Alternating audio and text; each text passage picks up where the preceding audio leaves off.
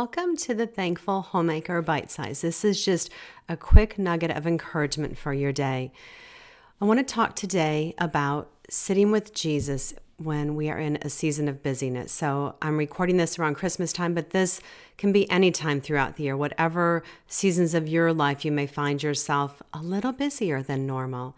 And one of the aspects of the life of Christ that stands out to me is that Jesus never seemed to be in a hurry. Even when crowds of people surrounded him, Jesus always made time for what was most important, and that was time with his Father. Luke chapter 5, verses 15 to 16 read, "But now, even more, the report about him went abroad, and great crowds gathered to hear him and to be healed of their infirmities. But he would withdraw to desolate places and pray." So how many times when life is busy, and for me personally, when I seem to be in the midst of chaos and continually in a hurry, is sitting at the feet of Jesus the last item on my list, if it even makes the list, sadly.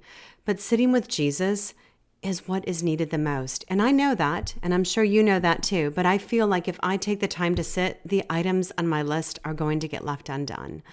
So when I look at that passage there in Luke 5:15 and see the crowd, and they were coming to be healed, I need to come to Jesus to be healed and forgiven of my sins, of self-sufficiency and pride, because these are evident in a life that is not taking time to meet with him.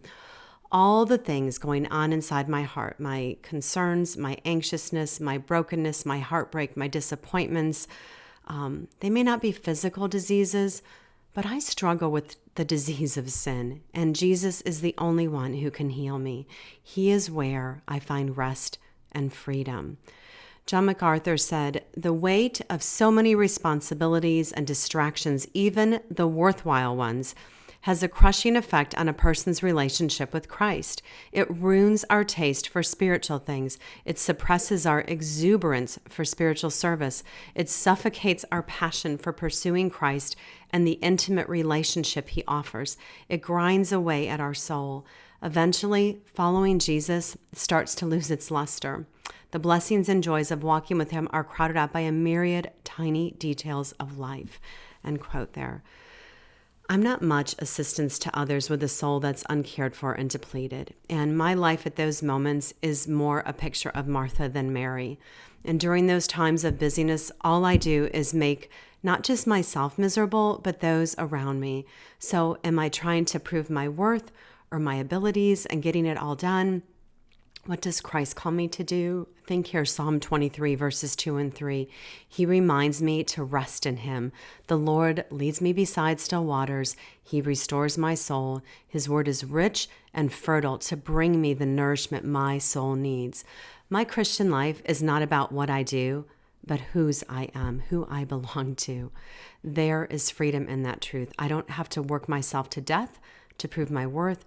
Christ has already called me as his own, and my worth is in him. So Luke 5:16 finds Jesus in the midst of a busy time, drawing away to be with the Father. It's a reminder to me that I must make it a priority to replenish my soul by time with the Father. I have a heavenly Father who is with me always. He loves me with an everlasting love, and he never leaves or forsakes me. So I want to encourage us to take time to determine our priorities and make sure we're not being busy for the sake of being busy or to look good to others. Kevin DeYoung, from his most excellent book, Crazy Busy, short but a good read, he said, "Jesus was busy, but never in a way that made him frantic, anxious, irritable, proud, envious, or distracted by lesser things. Jesus knew the difference between urgent and important. He understood that all the good things he could do were not necessarily the things he ought to do." That's a lesson I'm continuing to learn. The Lord's continuing to teach me that. So my friend, the Lord desires us to bring him honor and glory in all we do, and that won't happen with hearts that are restless and busy. So sit at the feet of your Father. He will give us the nourishment and the rest we need to honor him in all we do, because truly, Jesus is enough always. I am so grateful for your time today, my friend. Have a very blessed week.